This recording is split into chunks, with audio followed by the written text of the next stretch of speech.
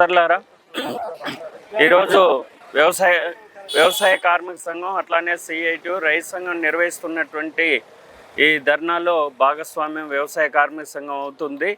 ప్రధానంగా ఈనాడు రాష్ట్ర ప్రభుత్వం కావచ్చు, కేంద్ర ప్రభుత్వం కావచ్చు, ఈ రెండు ప్రభుత్వాల వైఫల్యం ఫలితంగా ఈనాడు యూరియా సరఫరా సకాలంలో జరగడం లేదు. సన్న చిన్నకారు రైతాంగం తీవ్రమైనటువంటి ఇబ్బందులు పడుతూ ఉంది. ధనిక రైతాంగం ఆ పైన ఉన్నటువంటి భూస్వామ్య వర్గానికి సంబంధించినటువంటిది ఏదో పద్ధతులలో వాళ్ళు ఈ యొక్క యూరియాని ఆ పాలక వర్గాలు వాళ్ళ అనుకూలంగా అనుసరిస్తున్నాయి. కానీ రోడ్లపైన చూసినప్పుడు, షాపుల దగ్గర చూసినప్పుడు, కోఆపరేటివ్ సొసైటీల దగ్గర చూసినప్పుడు మొత్తం కూడా సన్న చిన్నకారు రైతాంగమే రాత్రింబౌళ్ళు ఈనాడు నిలబడి ఎంత శ్రమకు ఓర్చినా ఒక యూరియా ప్యాకెట్ దొరికేటటువంటి పరిస్థితి లేదు.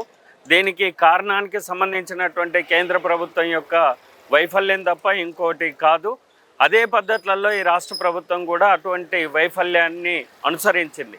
ప్రధానంగా యూరియా అనేటటువంటిది ఒక చిన్న సమస్యకు కూడా పాలక వర్గాలు మాట్లాడుతున్నాయి. కానీ ఒక ప్రమాదకరమైనటువంటి పరిస్థితులకు ఇది దాపరిస్తుంది. ఒకటి వ్యవసాయ సంక్షోభానికి దాపరిస్తుంది. ఇప్పుడు వేసినటువంటి ఏదైతే పంటలు ఉందో అది ఉత్పత్తి పైన తీవ్రమైనటువంటి ప్రభావం చూపెడుతుంది. ఒకవేళ ఉత్పత్తికి అనుకున్నటువంటి పద్ధతులలో రాకపోతే రానున్న కాలంలో ఆహార భద్రత, ప్రజా పంపిణీ వ్యవస్థ వీటన్నిటిపైన కూడా తీవ్రమైన ప్రభావం ఉంటుంది. అట్లానే ధరలు కూడా పెద్ద ఎత్తున పెరుగుతాయి. జిఎస్డిపి పైన కాదు, మొత్తం జాతీయ జిడిపి పైన కూడా దీని ప్రభావం అనేటటువంటిది తీవ్రంగా ఉంటుంది. వ్యవసాయ రంగానికి సంబంధించినటువంటి జిడిపి ఈనాడు ఏదైతే ఉందో 18 నుండి 24% అంటున్నటువంటిది ఇప్పుడు ఈ యూరియాగిన సరఫరా లేకపోతే ఒక తీవ్రమైనటువంటి ప్రభావం జిడిపి పైన కూడా ఉంటుంది.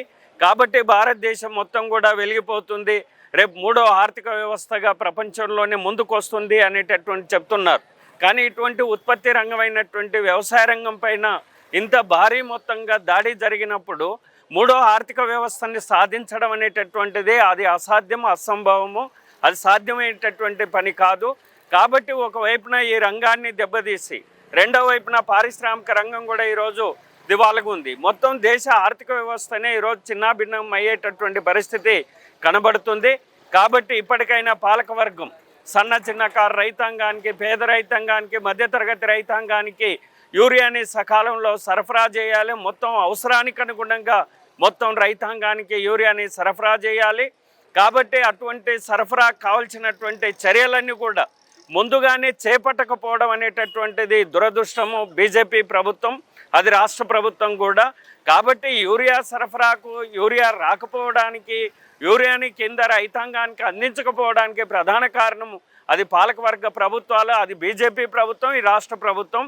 కాబట్టి ప్రభుత్వాలే ఒకవైపున వ్యవసాయ రంగాన్ని సంక్షోభంలోకి నెట్టేటటువంటి విధానాలని ఈనాడు అనుసరిస్తుంది. ఈ చర్య వల్ల మరింత సంక్షోభంలోకి పడేటటువంటి పరిస్థితి రైతాంగం ఉంటారు, వ్యవసాయం ఉంటుంది. కాబట్టి ఇప్పటికైనా ఈనాడు దేశవ్యాప్తంగా నిరసనలు జరుగుతున్నాయి, రాష్ట్ర వ్యాప్తంగా నిరసనలు జరుగుతున్నాయి. రైతాంగం పెడుతున్నటువంటి డిమాండ్లు, వాళ్ళ హక్కులని ఈ ప్రభుత్వాలు బాధ్యతాయుతంగా పరిష్కారం చేయాలి. చేయకపోతే ఇలాంటి పోరాటాలు రైతాంగం నిర్వహిస్తున్నటువంటి, రైతు సంఘాలు నిర్వహిస్తున్నటువంటి పోరాటాల్లో అంతర్భాగంగా వ్యవసాయ కార్మిక సంఘం ఉండి ముందుండి ఈ పోరాటాల్లో భాగస్వామ్యం అవుతుందని సందర్భంగా తెలియజేస్తూ కేంద్ర బీజేపీ ప్రభుత్వం ఇప్పటికైనా ఇటువంటి చర్యలను విడనాడి యూరియాని సరఫరా చేసేటటువంటి పద్ధతులలో ముందుకు రావాలని ప్రభుత్వాలకు సూచిస్తుంది.